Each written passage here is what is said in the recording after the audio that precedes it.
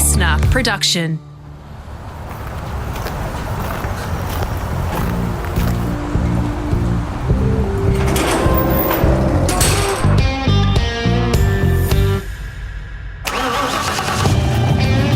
G'day, it's Rusty here, all set for part 2 of my podcast with former Supercars team owner Ross Stone.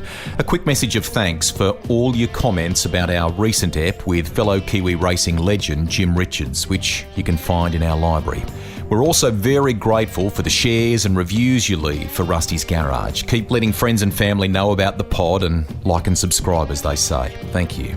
Now, if you've arrived here and not heard part 1 of Ross Stone's amazing story, head back to our library and give it a listen. There's all sorts of yarns on his early years as both a driver and the move into team ownership, plus some funny stuff on Graham Crosby and the Holden Commodore they ran. And you'll get a clearer picture of just how well respected the Stone brothers were on the international scene as young blokes. We begin part 2 by chatting about the Bathurst barbecue, the pack leader Falcon that caught fire in 1996 with Alan Jones leading in the early part of the great race, and what they discovered during their own post-event fact find into what caused the blaze and how a late-night decision to use an additive had big consequences.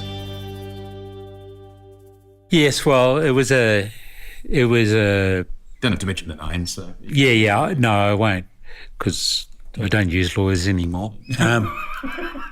But there was an additive that you put down, take the spark plugs out, and you'd spray on. It was meant to leave like a silicone coating on there. Williams apparently used it. Alan was really keen to use it. And we go, don't know about this. And anyway, so the Saturday night at Bathurst, got this treatment done. And the funny thing is, Campbell was sitting there, and some of the stuff, they also injected a spray down the inlet trumpet. Mm-hmm. And we used to have a Weber injector and a flexible line. It was a line. Anyway, Campbell was watching, he was there because he was the engine guy, and he seen a bit drop onto the hose. And anyway, they just wiped it off.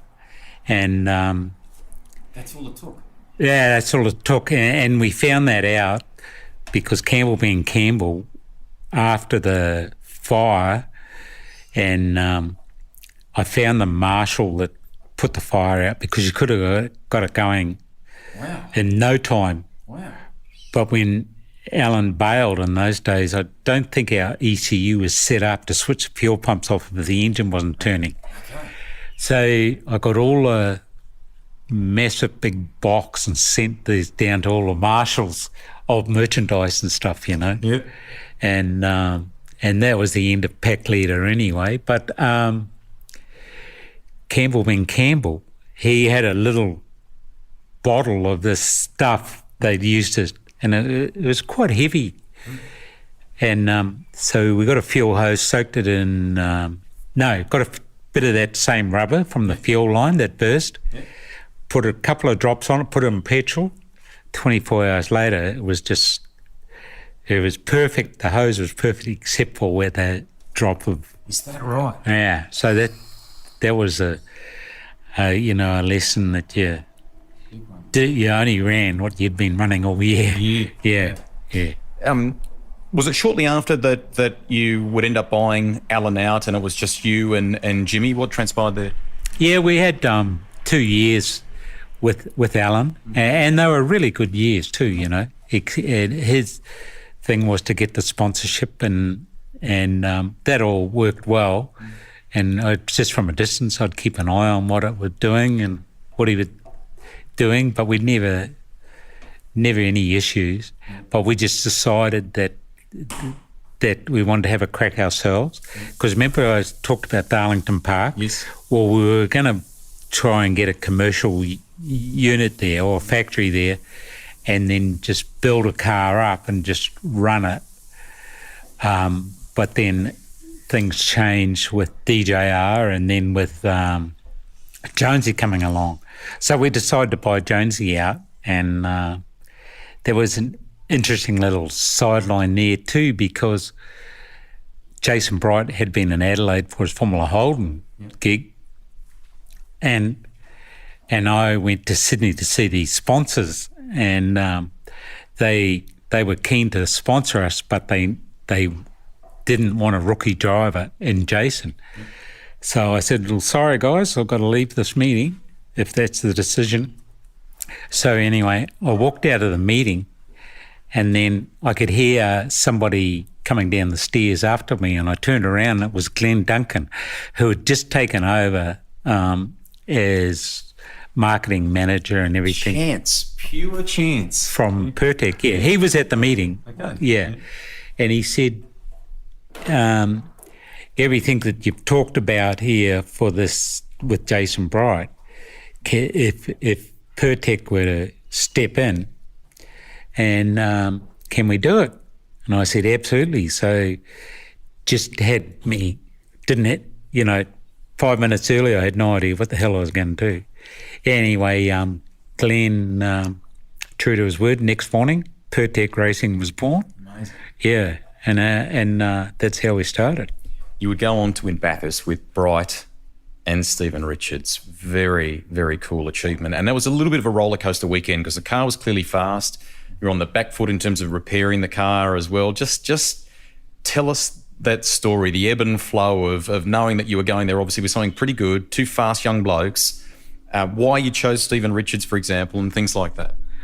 Yeah, well, firstly, I asked JR because he, back from going to hill climb when I was a kid, I always thought he was the man. But where was he at the time? He was living in Melbourne and racing, and so you had a conversation with Jimmy Richards about coming and playing with you guys. Yeah, awesome. But Jimmy was already signed, sealed. Yep. So he said, "What about Stephen?" And Stephen was over in England. Missing testing, wasn't he? Yes, yeah. And so a deal was done with Stephen on one phone call, and there was a really strong driving combination, two good young guys.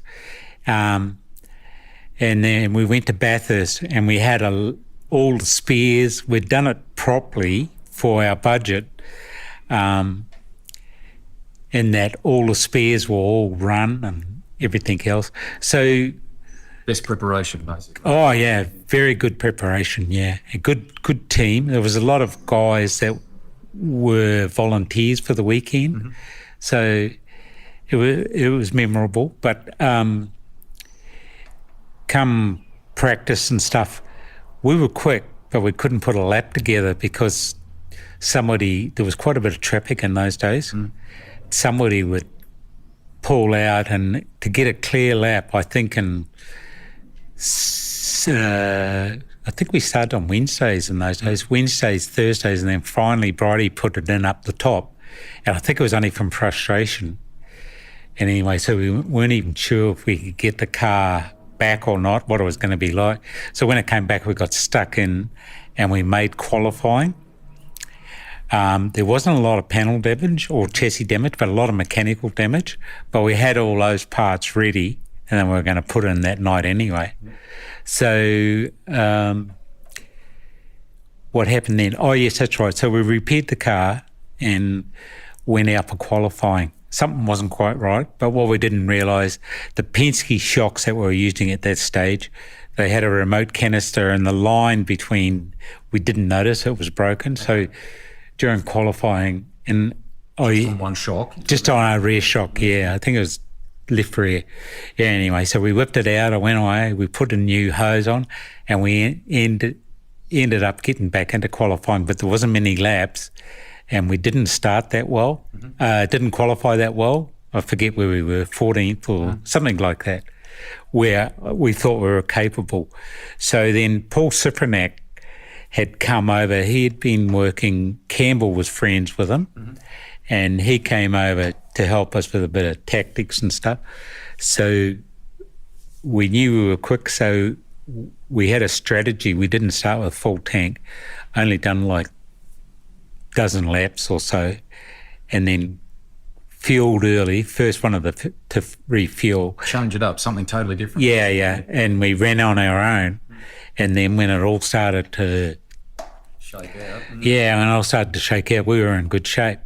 And then Scafey had a problem with a Bridgestone, and we were running Bridgestones too, actually. But, before we knew it, we were in the lead and just held on. Amazing. What did that mean to you? And my question is a little bit loaded here, okay? I'm probably talking a bit out of school, but Anna told me on the quiet she can remember driving home on the Monday, families in the car, and you turned around and you said, we're going to make it. We're going to make it. Yeah, well, it was hard because there was $100,000 if you win Bathurst, and that was massive to us. Just, you don't get any now, you get the start money and all that sort of stuff, but winning that 100,000 was just massive and really helped us. And winning Bathurst also helped us with Ford because, there was other guys in there and they were doing a good job too, Changes the you're already very well known, already very, very well established in that pit lane.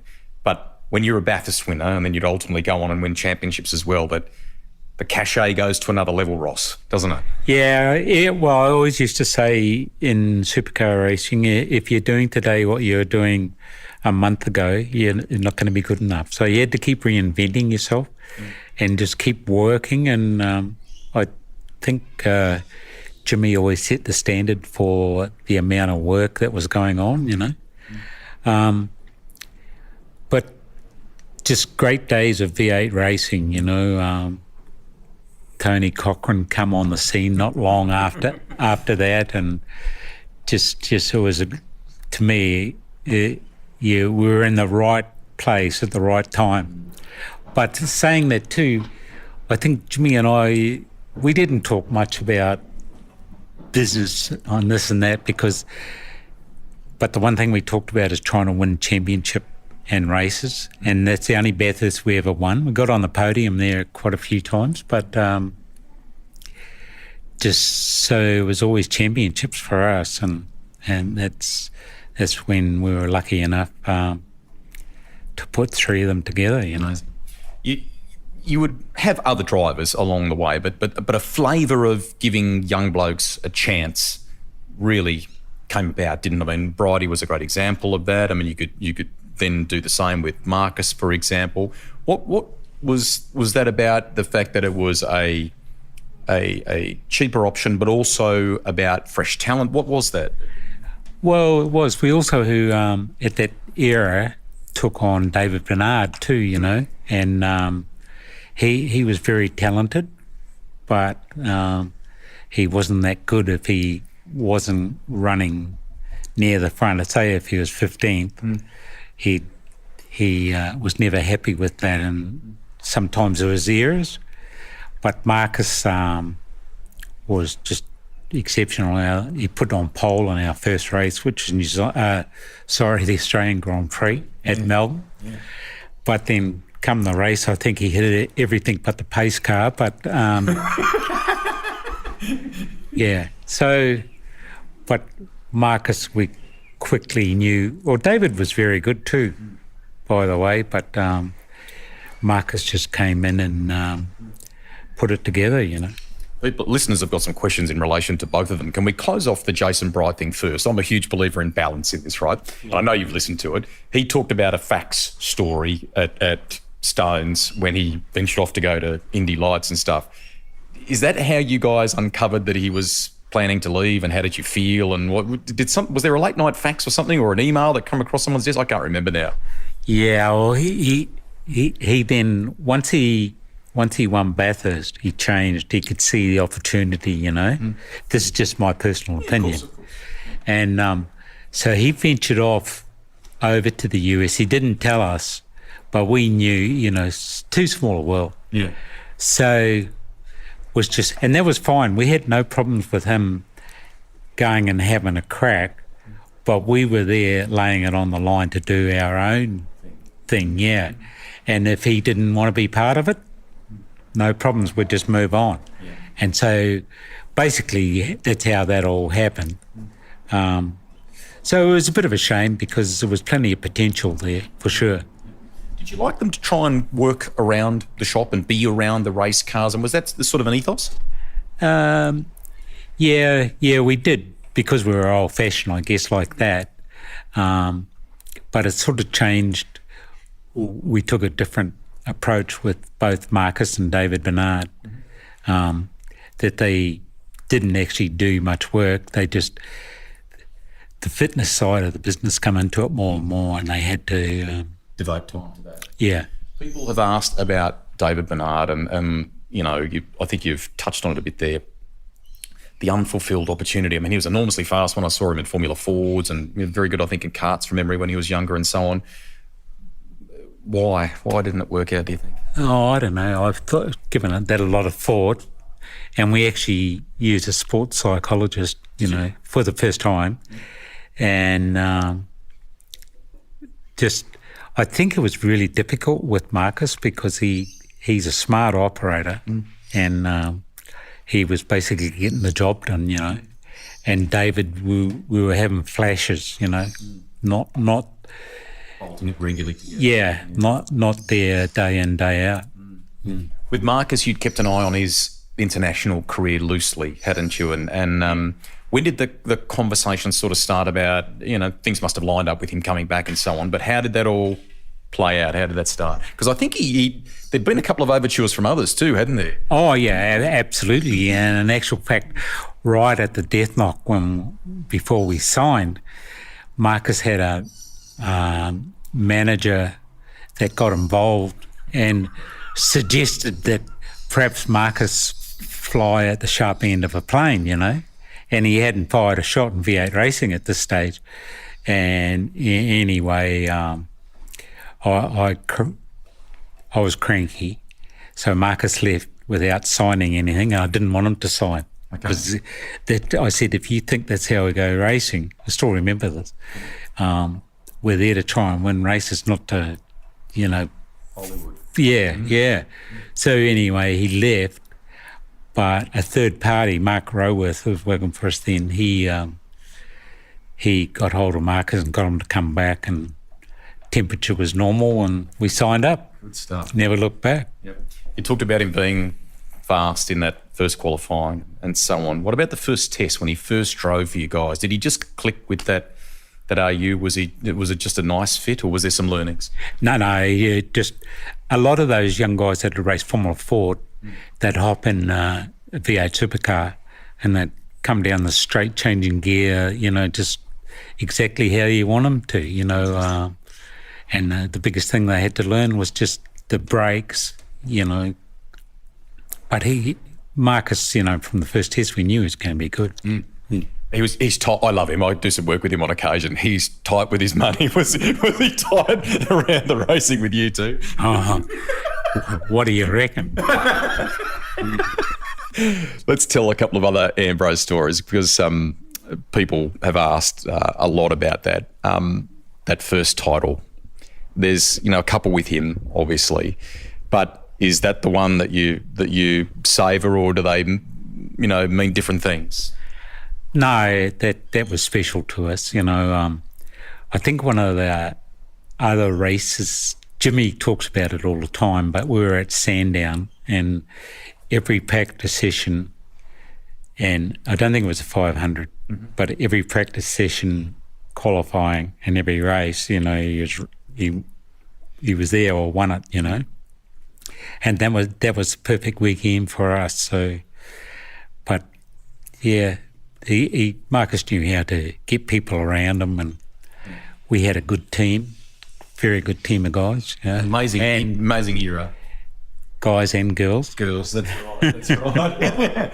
It was an amazing era for the sport. I mean, some might even argue at its zenith in some respects. I mean, it was, the crowds they had, the quality of the racing, good rivalry and battles at times at Scafie and things like that, wasn't there? Oh, yeah, absolutely. And V8 racing, under the guidance of Tony Cochran, it just gone from strength to strength.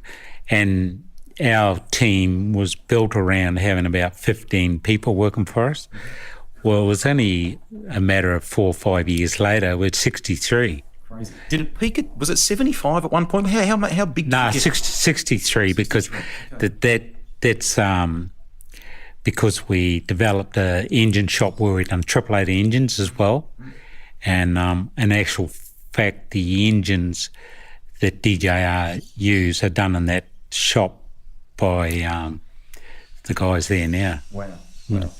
How stressful is that when you've got people coming to you with daily family problems and trying to juggle work and 60-odd staff, and that's your responsibility? How hard is all that? Yeah, it is very hard because somebody's always got a headache, and that many people. I mean, I'm asking this because it's not like you went off and did a managerial course or anything like that, is it? No, I was seat of the pants stuff, but traditionally I would go around and see every single person, early in the morning and just see how they're going and just help if there was something going down. But it was good because our staff was really stable. You see from a distance, you'd see other teams, people coming and going, and so it was good.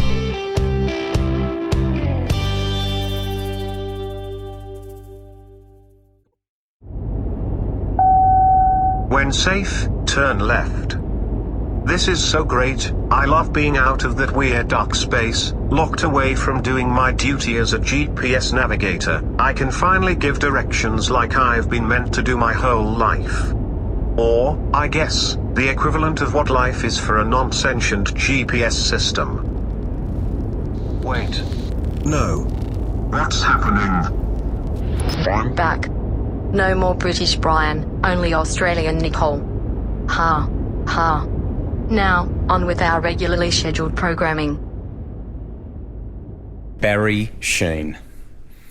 At what point does he emerge with potentially joining dots for Russell Ingall and things like that? Because he was involved in that, wasn't he? Oh, yeah, 100%. And anyway. How did that go? Oh, Russ, it's Baz, or did he? Yeah. Just, Barry better than anybody in our group type of thing. But we were on the lookout on what we were going to do, and we had Caltex and they were keen. So the deal was done fairly quickly with Russell. I went to Barry's house. At that stage, he was really sick. And we'd done the deal, and then we decided Russell, because of his contracts and stuff, we decided to do New Year's morning. We'd done the release at Century Cove, and Barry was there, and he started. Anna, our daughter, and Di were there, and after it was sort of all finished, Barry came and talked to us for an hour or more, wasn't it, Di? Yeah, and some of the stories, but that was probably one of the last outings Barry had, because it wasn't long after we were at the Australian Grand Prix and Barry was very low. Yeah. Very sad. He got to drive one of your cars. We did a story on it. So he did a swap. He drove Marcus's, I want to say it was the AU, was it not? And how did all that go? Yeah, I can't remember. Can't remember which car it was or whatever, but I remember him driving it, and I was a bit nervous because Barry had a few touch-ups in different circuit racing that he'd done, not on motorbikes, and four wheels. But anyway, it was good. He treated it well, and got the job done. Amazing era for you guys with two fantastic blokes that would win titles for you and so on. What were they like together? Very different human beings, and how did that help drive the team, Marcus and Russell? Yeah, two different personalities and two different people, but they worked well together. They really did. There was always a bit of friction if Russell was quicker than Marcus or whatever, but it was interesting in that Russell, he was playing the long game, and Marcus was out there in every session, just trying to nail it. And were they similar in what they wanted from the car? Yeah, they weren't, pretty good, yeah. And that was in an era too where we had, these days, everything is controlled by the engineer, and we were sort of transitioning to that. But it was an area where the mechanics still had a lot of time and the drivers could have a massive amount of feedback on what they want. And that was Marcus's strength. But Russell was one of probably the best racers we ever had, you know. Amazing. Yeah, very good. You restored, you guys, one of the Ambrose cars very recently, and it was a magnificent job too. Tell us a little bit about that resto project, what you knew about it and what happened with that car. And have you kept the Ingle car, am I right? Is that still around? Yeah, the Ingle car is still around and it's a project to be finished. It's probably 75% done. Wow. But we've actually just moved it all around to Jimmy's got a massive toy, I call it his toy shop with all the stuff there. But Ingle's car is around there. And we're going down to watch the Grand Prix, Di and I, and going to spend a month in Melbourne. When we get back, we'll get back in and try and get the Ingle car finished. But I hurt my shoulder and I didn't play golf for 5 months, so I couldn't do any work on that. So just one of those things, just taking a lot longer than what we thought. We'll get back to racing in a second. You are playing golf, I'm told, with some ex-fighter pilots and stuff, aren't you? Tell us about that. Yeah, that's good. Actually, I'm the youngest in the group. Oh, yeah? Yeah, and I'll be 69 soon. But, one of our neighbours was a wing commander, and he then served, Cole Patching, his name is. He then served as the military attaché in Malaysia and then for quite a few years in the USA.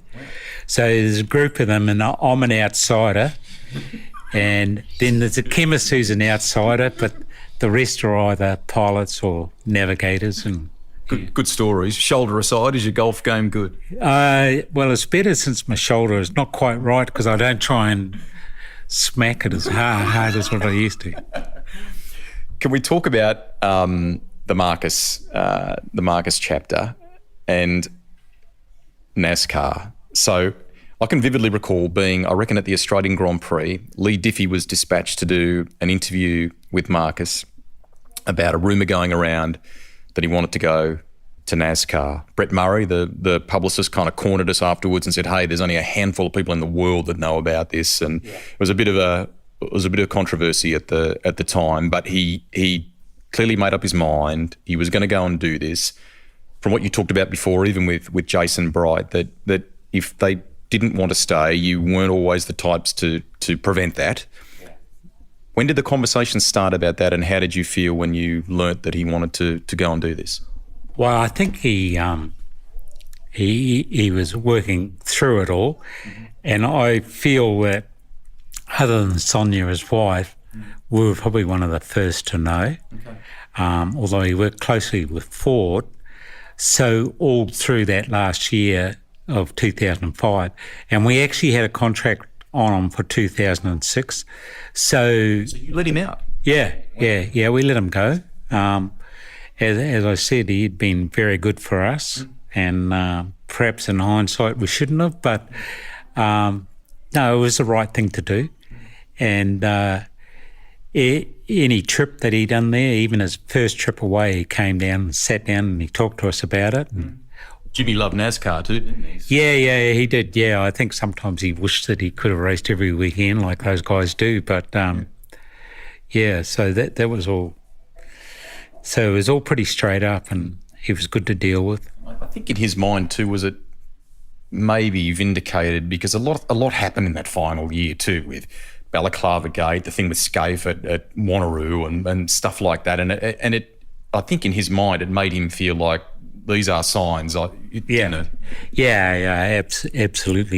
I think he was just really was too emotional about it all sometimes, you know. And instead of saying shit happens, and you know, one thing you can't do is you can't beat City Hall, you know. No.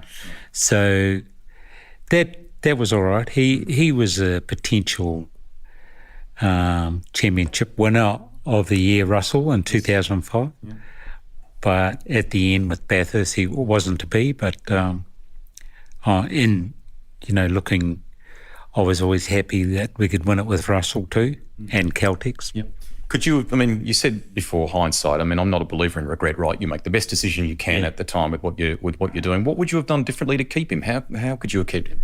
Oh, no, well, morally we didn't, he'd been upfront with us, what his plan was and how he was going to do it, and it was quite an ambitious plan. But Marcus being Marcus, he had nutted through most of it, and it all came together for him. Were you oddly looking on from afar with a very proud smile with what he achieved over there? Yeah, I think he did an amazing job, and I could tell I visited a few times and try and left him alone, but we'd have a look through the factories and all that sort of stuff, and you could just tell he was very close to getting a cruise ship that was going to go with him, but it never happened on the ovals. But man, there's a lot in that in that racing, Yeah, definitely. Balaclava Gate. It's a difficult one. You may not want to talk about it. Fans have asked about it from listener questions here and so on. With the benefit of time, how do you feel about that now? Well, I still remember that all right, because it was just one of those things. But Marcus come and said to me, and I think Jimmy was there, I don't know, but came and said to me, it was really hot in those cars. Mm-hmm. And he said to me, I've had approval not to use a balaclava. So, and who's given you approval? And anyway, so I said, not happy, go and check. Mm-hmm. So he went back, and whether he went to the toilet or went and seen whoever, I don't know. But he said, no, we're right without a balaclava. And I thought, don't know. But anyway, it was that simple. That's how it panned out, yeah. Was it rivals, do you reckon, or just City Hall policing it? No, I'm pretty sure I know who it was, but I won't mention it. Yeah. Okay. Can we talk about now the driver who replaced him, James Courtney? Because you'd had this amazing chapter with England and Ambrose together. Yeah. James, incredibly well-credentialed in terms of what he'd done in karts and other categories abroad and so on. And he would win a title ultimately with DJR, but it didn't happen with you guys. No, it didn't. And James, it was strange. He was highly credentialed, but to me, James had so many people tell him how good he was. He was never prepared when he came to us to learn the ropes, because, you've tested Formula One cars or whatever, and had a brain rattle through all that. Mm-hmm. But there was a lot to learn. That was unique about your cars. And the category, yeah. Mm-hmm. So, he had a lot of people blowing wind up his backside on how good he was, and it just didn't help, And while we worked away and started, coming together, it just no championships or anything, no. Can we have a little digression for a second? And one other personal character in the previous history to this point that had a connection with you guys is Mark Larkham and running a car. We haven't talked about that so far. We've seen him do some incredible things on TV, and what a character he is. You get a window into what Mark Larkham is like and working with him. What was it like back then? Yeah, it was good actually. The Larkham deal come about because we bought Alan out of Alan Jones Racing and changed it to SPR, and then we only had one car, so we decided to autonomise the costs. You needed to be running somebody else. So Larko had built this car, and, it was a bit of a trendsetter. Some of it didn't work as well as what it should have. So anyway, I went to Sydney and went to see Larko and stayed at his house and met Robin for the first time and all that sort of stuff. Living in Carlingford then? Where was he? No, he was out at out past Camden. Okay. Narellan, was it? Okay. Yeah, even further out because there was chooks running around. You know Larko. Yeah. Anyway, so we quickly put a deal together and ran him. And actually, it's interesting. A few years later, I was on the board of V8 Supercars, and we'd lost Barry, he was an identity in television, and we had Murray Lomax come in to say, you know, we need Character. Yeah, we need something here. And anyway, I put Larko's name for it, and I only told them the story about probably a year ago because, you know, I read, oh no, it was on your podcast where Murray Lomax offered him this gig, but I had no support, to be honest. And then we talked about it, and I just explained to them that Larko with his drawings, and he was never been any different, let me tell you. So Larko got offered that gig and has never looked back, except for when they decided it was time for him to go.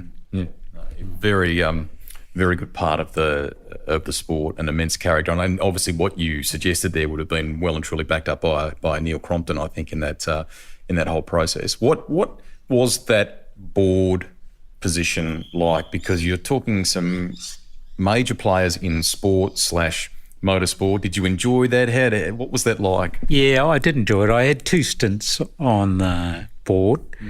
The first one, you know, I didn't try and stand again because I wanted to concentrate on our team, and that paid dividends. And then post that, I went back on the board. But there was some very good people there, like James Erskine, who was Warnie's manager of all things, but he was an amazing guy, and he was partners with Tony Cochran, and there was another partner, Basil. Basil. Yep. And then you had the teams are represented, and you know, there was times that you just had to take your team hat off and do the right thing for the business. And I got to say that everybody on the board, guys like Larry and Scaife and the Ford side, you know, Tim Edwards and so on, Kim Jones, they did that and it worked well. But the business was going from strength to strength, the V8 supercar business, yeah. 2 questions that listeners love. The race, the car. What's the one over your entire time that you have a very fond recollection and an attachment to? Oh, that's too hard to answer, really, to be honest, because... Did that become a tool for you, or you get attached to them? Oh, no, you do get attached to it. But then once you're out of the business, you know, we had an offer for Ambrose's car, and it now resides in Sydney. So, yeah, you know, time moves on. When you restore those things, you know, I'm sure there's lots of documented things that you can refer to, but is it, you know, to 100% what they were back in the day? Yeah, absolutely. That was one of the things that we had to do. All the signwriting, you know, all the specs, but, you know, some of the stuff wasn't documented as well as maybe it should have been, but some of the upgrades and developments, and but I think you know, both cars that we're doing, or we've done one, and the next one we're doing, are genuine. Yeah, as they were. Yeah, absolutely. Awesome. A listener on Twitter, Crisco, has asked if there were any interesting times in the Ambrose Ingle heyday. Did they have any funny moments? Was there tension on occasion? What was that like? No, but I do remember when we were in China, Russell really needed a new helmet because it would come flying across the room, and Les Laidlaw was there and it missed him, but if it had hit him, I think Russell might have come off second best. But no, it's just normal stuff you do when you go racing and giving it a go, you know. Nathan Addis has asked about Mitsubishi. Can you shed any light on that? How close did it get, etc.? We had discussions, but there was also another opportunity, which I'll talk about, but Mark Roworth went, you know, I said he worked for us. He came in a commercial position. He went to Adelaide and spoke with them, but their manufacturing, you know, at that stage was still operational, but I think there was a wind down. Yeah, it was even shutting down, you know, Ford and Christ Holden too. Yeah. But then there was also an opportunity with Toyota. Yeah, and we went along, and it was going along good. Tony Cochran come to one meeting with me. So what are we talking here? Camrys, basically. Yeah, at that stage, yeah. But what happened there was the talks had to stop because Toyota restructured, basically stopped Australian production, and you know a lot of people were left unemployed. So hard to justify a racing program. Yeah. There's no way you could understand that 100%. Anthony De Silva. No, we've covered that. Sorry. Danny Stewart, Scott McLaughlin, and the chapter with you guys and the observations of his talent even back then. Well, he was quite a natural in a car because he hadn't driven anything on four wheels with doors, you know. So I actually took him up the Queensland Raceway. Mini in those days had an open test day, you know, and he went really well. And then we decided that we would go straight into the Super 2, if you like, and that worked good. He had a good car, had good engines, because in those days there was restriction on the main game engines, but like the camshafts were different in his engines until it all settled down. But it didn't end well. We won the championship, but it didn't end well because money was involved, and you know, I've got a lot to say on it, but not now. Yeah. That's okay. That's okay. I'm big on the podcast being your words, your time. While we're on that flavour, let's talk Shane. A lot of time has passed since his shock decision to leave. He did talk in an interview a couple of years back about making peace. Did you guys make peace? How is all that? Yeah, absolutely. We've made peace, and you know, regularly text him and say, "Hey, you're going good?" Or he dropped into work, and you know, we spoke for a couple of hours. And, no, he's good, and he's driving really well. He's the man. Well, that was my next question. You talked about Hampton Downs and so on before with the Toyota Racing Series car. Yeah. But did you know very early on that there was something special there? Yes. Well, when we were at Pukekohe, Kenny Smith, who's an old mate of mine, and he's done 50 New Zealand Grand Prix. Crazy. And anyway, he's just broken a few ribs because he fell off a ladder. Silly bugger, but proper legend in global motor racing, really. Yeah. Anyway, Kenny said, "Oh, come and watch the Formula Ford race." So we went from Pukekohe across the track, right down the end of the grandstand, as far as you could go, and just watched the Formula Ford race from there. And Shane passed a guy around the outside in Formula Fords. It's not easy to do. And I thought, oh, that's good. So anyway, we talked with him that day, I think the day he won his championship, and he sat in the car, and he's quite a slim, young, tall guy then. Yeah. And his dream was to drive V8 supercars. He didn't have a Formula One dream or to race in Europe or anything else, and so there was a good fit. It all come together pretty quick. But he did a season of Formula Toyota over there, and I went over to Mansfield and watched a race, and wasn't long after that we had our first test and never looked back. Probably need to relive the departure so much and what went down, but you were very worried about him at that time. Sort of still a bit raw, but we'd signed a new contract with Shane, which was 2012, the year we sold to Betty. But we'd started talking to Betty at the Grand Prix, to Ryan Madison actually, at the Grand Prix that year. So we had the full season ahead of us.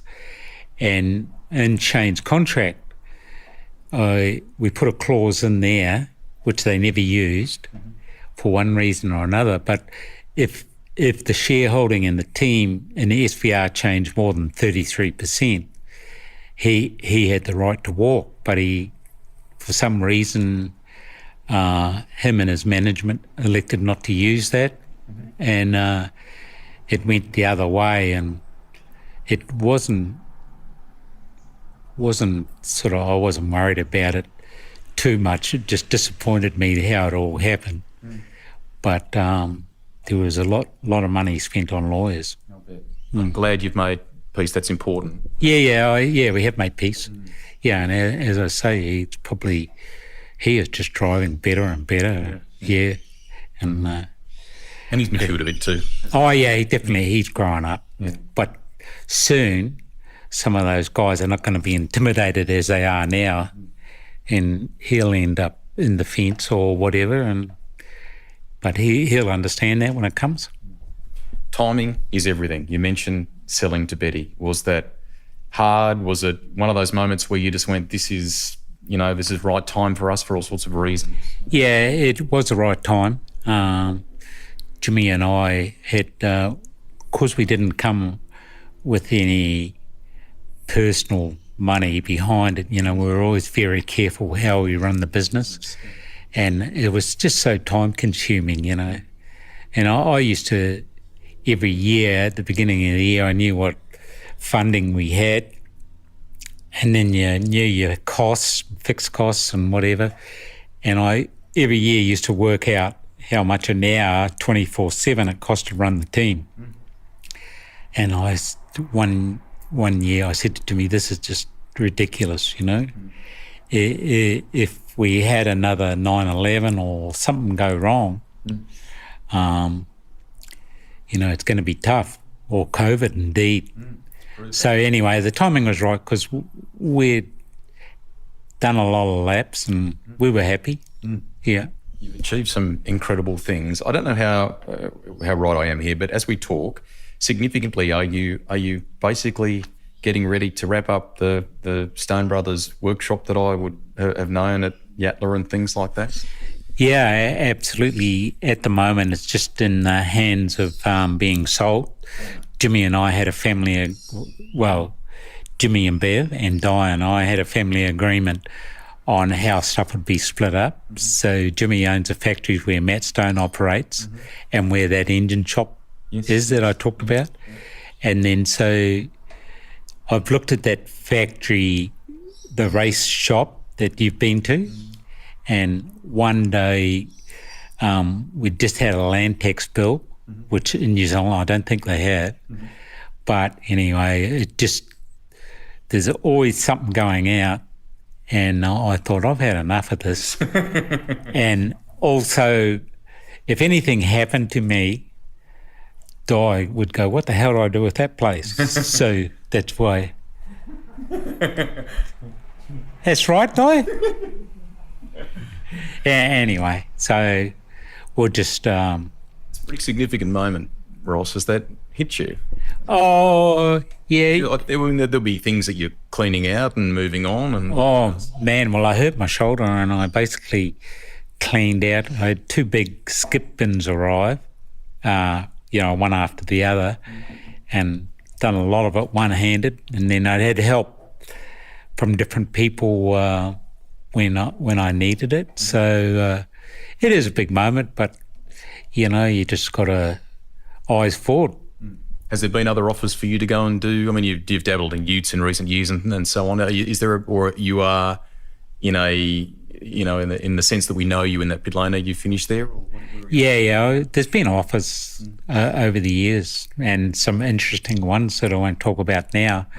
But the utes, Di, Emily, our youngest daughter, and myself, we loved doing those utes. Di didn't like me spending money on them, but we had a good young Kiwi driver and Tom Alexander, and we won the championship, so that was good. But when they elected to go to V8, it was always a 3-year deal on diesels, and Supercars cut it off for whatever reason. And they weren't that popular, but then they didn't get a lot of higher support within the supercar organisation.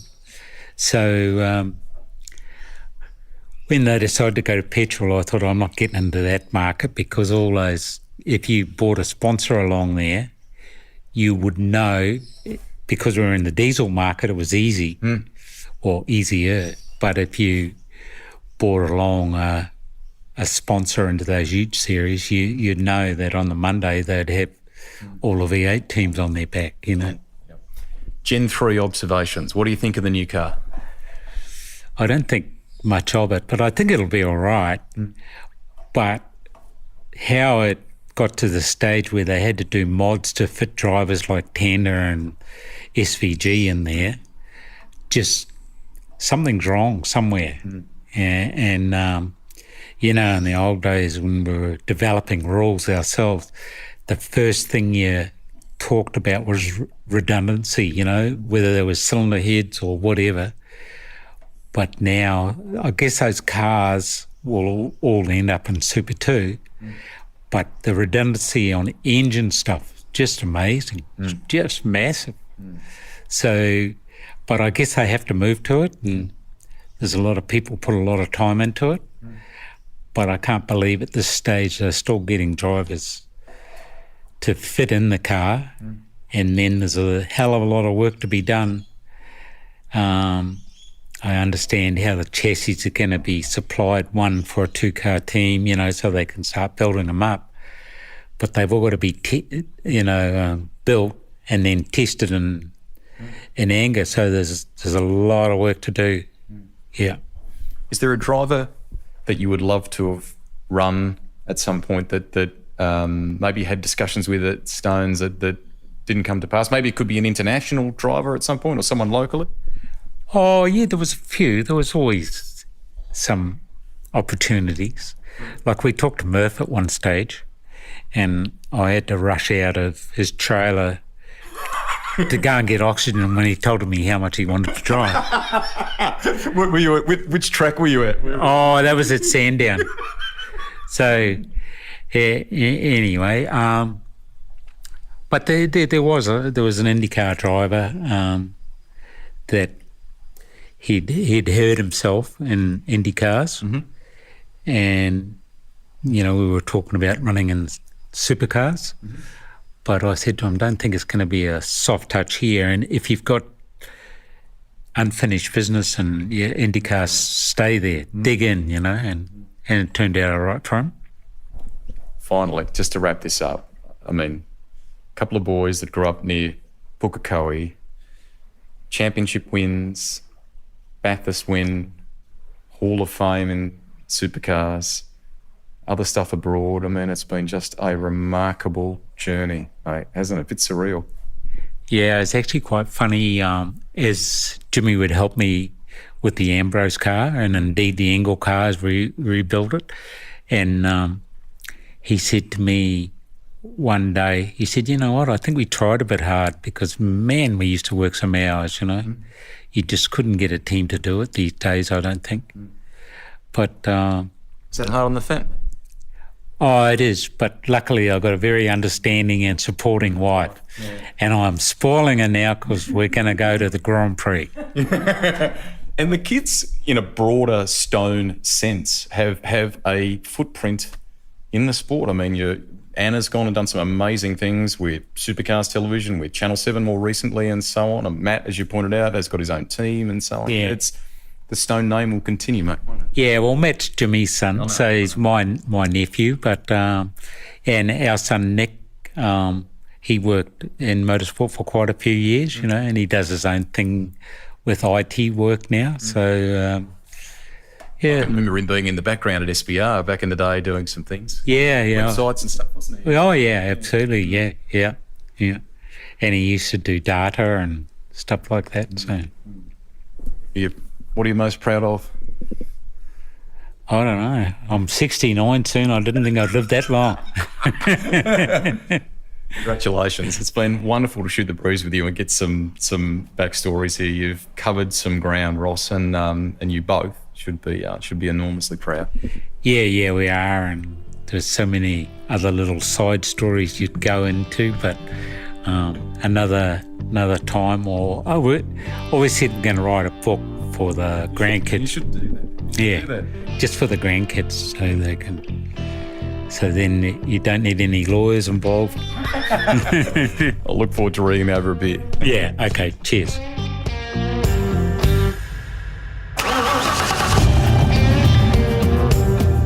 Rusty's Garage is written and presented by me, Greg Rust. Series editor and producer is Ed Gooden. Audio production by Link Kelly. If you've got a guest suggestion, get in touch with me via social media. The Garage. It's where a journey begins with a tank full of passion-fueled stories.